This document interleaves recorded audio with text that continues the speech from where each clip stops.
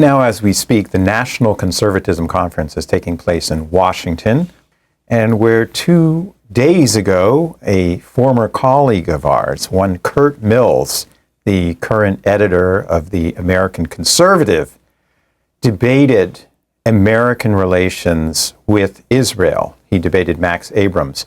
And Mills came out forcefully, arguing, quoting Steve Bannon, saying that Israel is really a vassal state, that is, and this is a case of the tail wagging the dog, and that it is time to sever the relationship with Israel, which is manipulating the United States in foreign policy and has no more claim to our affections than does Ukraine, and that it is entirely inconsistent for the Make America Great movement to favor Israel over any other country.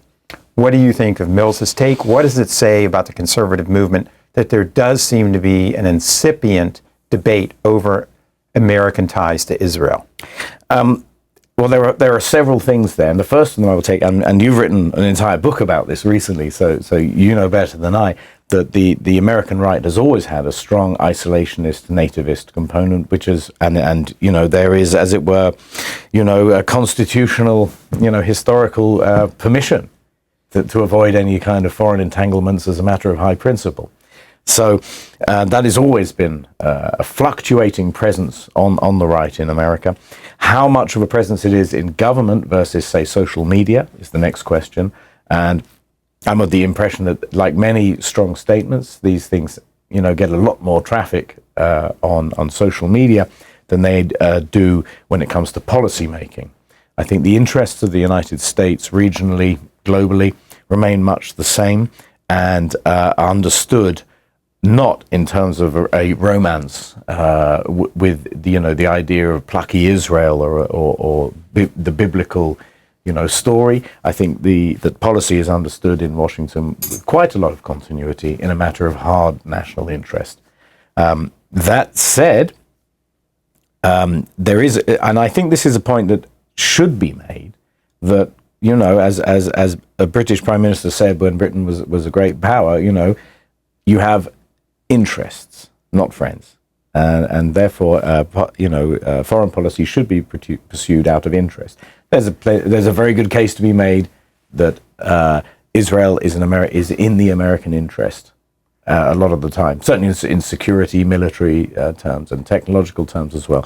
What I differ from Kurt, much as I respect him, is that it's not possible to be simultaneously a vassal state which manipulates, you know, the master state. That simply isn't possible at all. I don't believe either it's what the Israelis would want to do. But is there not also a moral component to the relationship with Israel, which after all is a product of the Holocaust, and that's why the European nations, particularly Germany, have favored Israel, or had it, not just Germany though. There's also been a perception around the world among the Western democracies. Yes, in the West, yeah. I mean, well, look, I mean that's and the United States has never pursued a purely realist foreign policy. There has always been a moral component, and there usually is, because you end up otherwise with a pure Machiavellianism and so on, and in a society which has values other than the pursuit of power, that is never going to wash entirely with the public. The moral case is frankly an issue for the Germans and the other European states.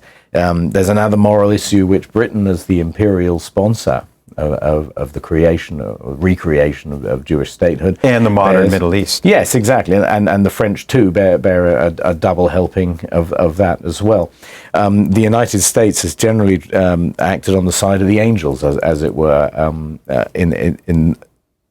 generally, I would say, in the Middle East. But I don't see this as being a moral case. I think that's a distraction in some ways. You know, the case should be argued purely or largely on the grounds of instrumental value.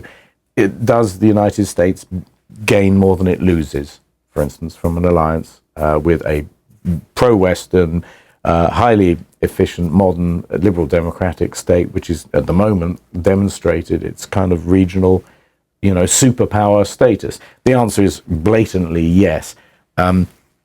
I don't believe it's possible for a even a middling power to extricate itself from the world. I don't believe even Britain and France could manage that, even if they wanted to.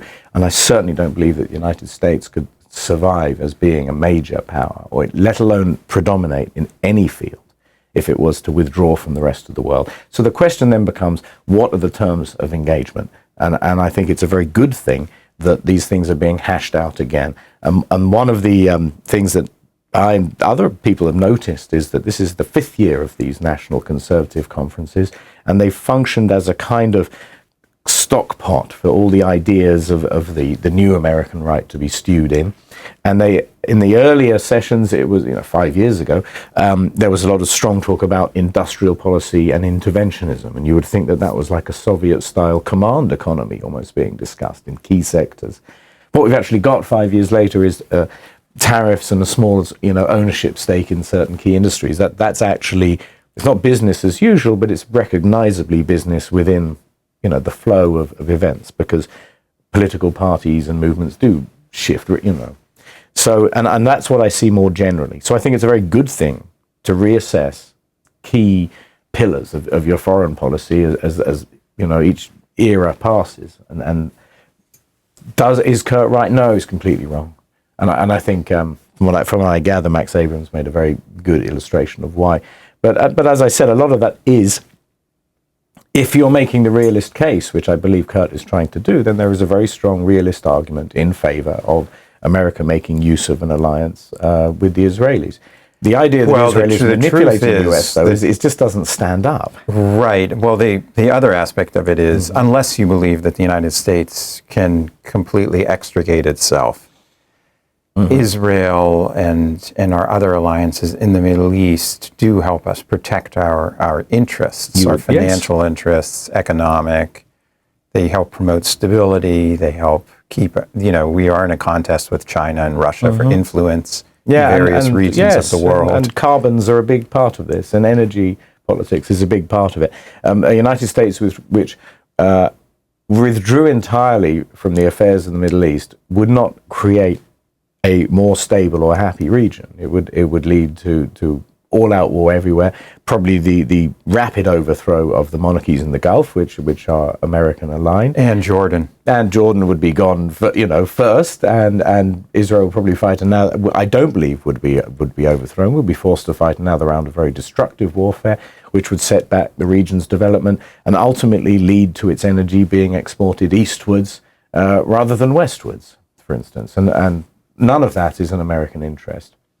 I think the degree of influence that Israel has on American politics has been shown to be vastly exaggerated by the opponents of a US-Israel alliance. We saw this, if this was the case, how is it possible that the Obama administration was able to push through the nuclear deal with Iran? How is it possible that the Biden administration withheld key munitions from the Israelis? If the Jewish tail was wagging the American dog, it's obviously not doing a very good job of it. So there's always been this streak of nativism, and it sells well, and it sells even better, in the age of social media. But I don't believe it reflects the complicated political realities in the region, let alone the way that policy has been made in the US.